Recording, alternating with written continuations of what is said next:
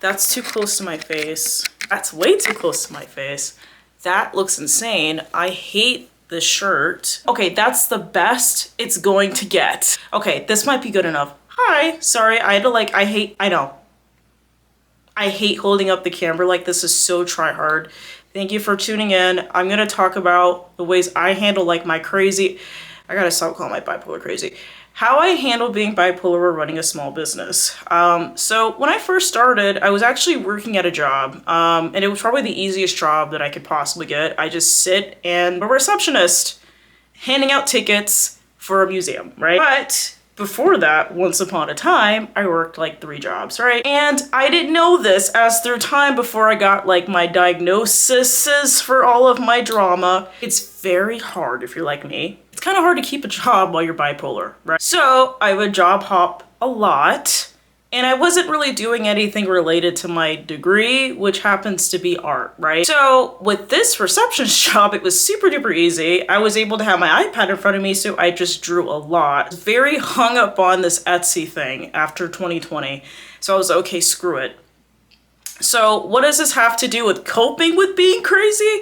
Is accepting that the entire time there was an alternative. There's like a negative connotation with people that are bipolar, like, oh, they're crazy and they spend all their money, whatever, all that entire thing, which can be true depending on like the situation. But there's an alternative. Like there's different ways to like make means as a, I'm sorry, there's different ways to make means as a person who's bipolar. For me personally, that happens to be the thing I used to fixate on when I was younger a lot. Which helped me actually make a means through it. So for me personally, it's just accepting there's an alternative. I can never change the fact that I'm bipolar. It's an incurable disease, or illness, whatever. But I found something within my life that worked for me. And you know, if you're in the same boat and you're wanting to start a business and you're bipolar, whatever, there's an alternative for you, right? And I couldn't keep other jobs, but I could keep my job. I could always keep myself, right? So I made my schedule. So for another thing, you should just have a schedule set for yourself. And like for me personally, as like autistic, bipolar, all of that shit, it's so important to just own your crazy schedule, right? For me, I would have like episodes where I'll just stay up till like 4 in the morning. I spent that time on one of my fixations, which was making stickers at the time, which was a huge special interest back, and like it still is, but it's more of a job now. I don't know, I was just doing my school's holiday sales and like I was like, oh wow, I could like totally like do this forever. And I did do it forever till like 4 in the morning. So, but it worked with me with my schedule in particular. There's gonna be days where you're gonna be up, and we all have this connotation with business owners, like they're always up, like getting their bread, like whatever, but like that's not always the case. Sometimes I see my bipolar like a superpower. Sometimes I can get a lot of stuff done, but then like the next day I pay the price and I'm not doing anything at all. So it's important to capitalize. I capitalize on my schedule like crazy. Like I just don't do if I don't want to do it, I just don't do it. Don't do it. Before, I worked 3 jobs. I had a very rigid, I have to work insanely hard to make money, right? No, there are times where I've taken naps and I've had people request me to draw them a tattoo. Their dog, you know what I'm saying? And then there's days where I'm hustling like crazy the entire day. I don't make jack shiz, right? Because I'm not in my element and my core beliefs are just not there. So me as like a bipolar person, it's important to check your belief system. It's so easy. Like I naturally have like a negative perspective on things. A big D word, right? Big D word. Anyway, like depression, right? And it really just changes your entire perception on life. Like for me, it was just like, why does any of this matter? Obviously, like whatever, I made a video about that. But you know what I'm saying? Like it's really hanging on to your coping mechanisms too. Like it's like your last, like for me, I regress a lot. Like sometimes it's not totally what I want to do in the moment, but I do anyways. But for me, I just love engaging in my favorite like activities. Like I just love coloring and collecting my calicos and all of those things and making kid core meals and stuff like that make me happy. Like that has been like the staple in my life, okay? That's what's anchored me down to actually do like the big girl like business stuff, you know what I'm saying? So whatever coping mechanism that works, like I hang on to that ish. Sometimes like if I have like a large batch of orders or something, I just watch Sesame Street, guys. Like just, I don't know, like stuff like that. Like if you catch my drift, you catch me. So there is this one seller on Etsy that I feel like I annoyed the crap out of him. I'm not gonna shout him out or whatever. I used to message them a lot for advice and stuff. And then like he posted a video about getting laid off from his job. And I was like, oh my God, like, whoa, like he struggles too. Like we all got, and it made me feel better, right? And I'm very lucky because my therapist is also an entrepreneur, and touching base with someone that like kind of gets it means a lot, right? So sorry if the camera's shaky. I'm sorry. People are gonna judge because there's like already such a negative connotation with like bipolars and stuff.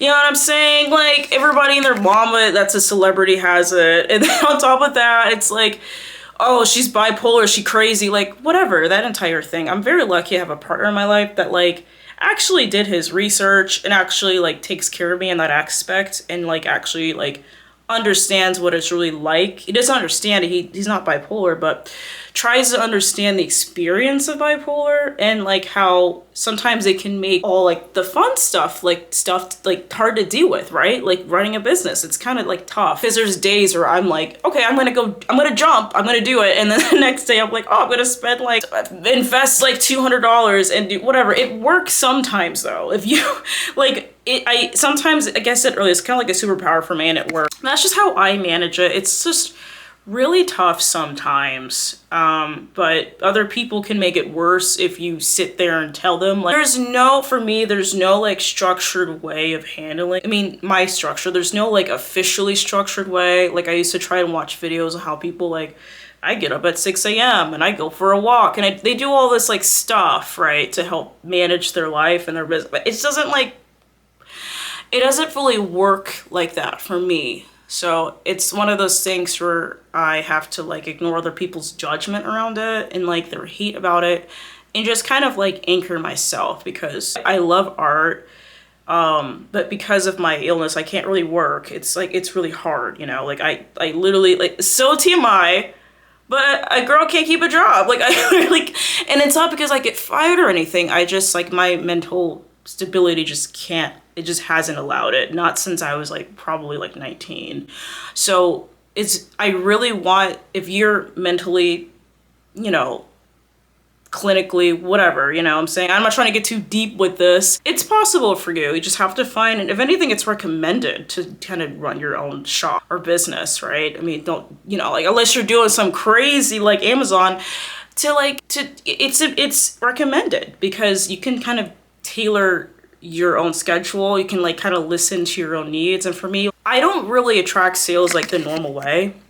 For me, it's a very like mindset, vibrational, manifesting kind of way. I feel like this video, for example, like, yeah, I can like sit here and do like all the tags, like tag this and that and the third, and be like, oh, well, the algorithm likes this and that and the third, but like, let's face it, you found me because you were drawn to me, right? I feel the same way with my customers, the same way with my business, like everything I ever made, like I made it because there's someone who's meant to receive it, right? So just keep that in mind. Like, it's really tough when you have like a mental ailment, but at the same time, it's just like, you can make something with the intention of it being found. It doesn't have to be this like hustle culture thing, right?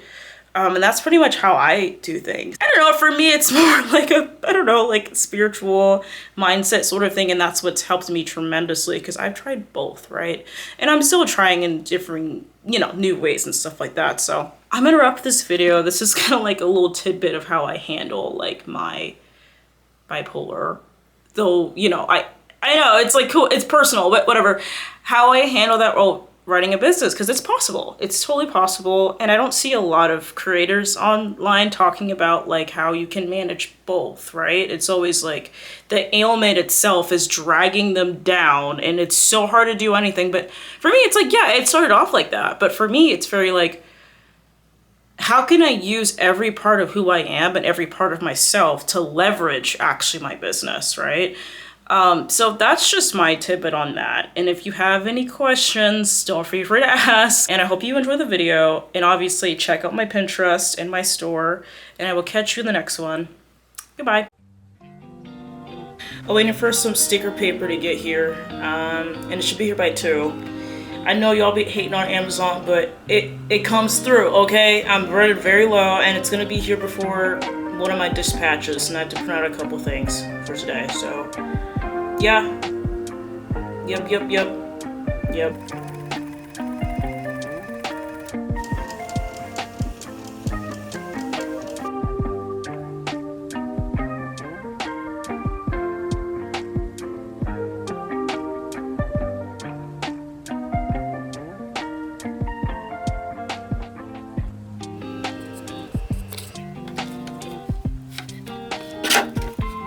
There we go. I ran out of ink like so fast.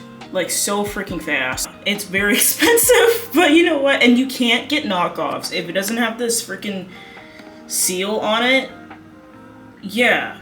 Like you literally, like you can't.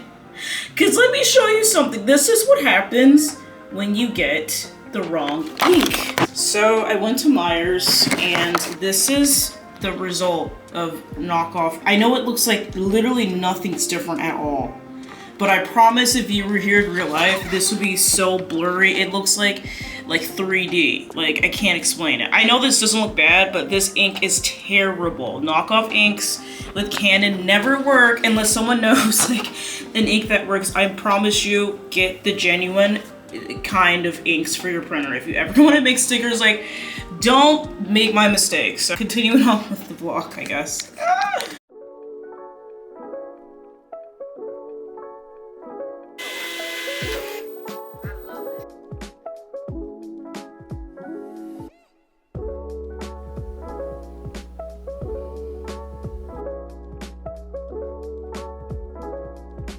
Here's footage. What's up? What's up, YouTube? This is pre-birthday, August 9th. We're about to, get it ready. You see, we got this right here. Yeah. We about to clean up everything, make sure the vibes is immaculate before the special girl's birthday. Oh. Yeah. Oh.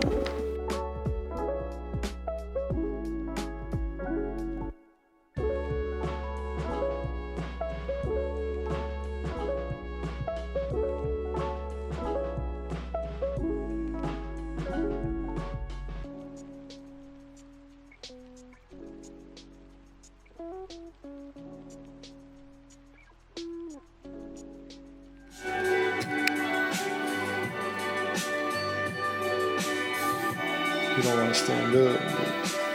He get a little too drunk, but he good. He good. Because they already drinking like they bad. Oh my gosh. The gang's all here. A little toasted right now. He said, "Babe." my babe. Oh.